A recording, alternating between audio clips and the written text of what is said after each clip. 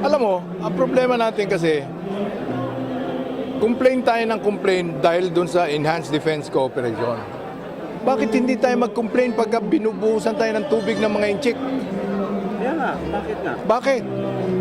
Asan ang pagka-Pilipino natin? Yung umaapi sa atin, hindi natin dinidemonstratan. Yung tumutulong sa atin, dinidemonstratan natin. Bakit ganon? Asan ang pagka-Pilipino natin? Asan ang pagmamahal sa bayan? Ang ating problema, hindi parang ang tingin ng marami sa atin na yung problema against China ay problema ng gobyerno.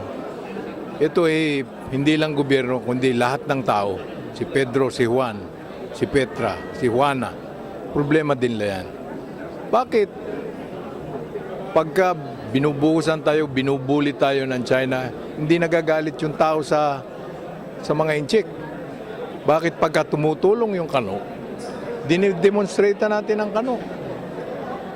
Asan ang pagmamahal natin sa bayan? Yan ang nakakatulong sa atin dahil wala nga tayong sapat na kakayahan upang sagupain itong ating nambubuli sa atin.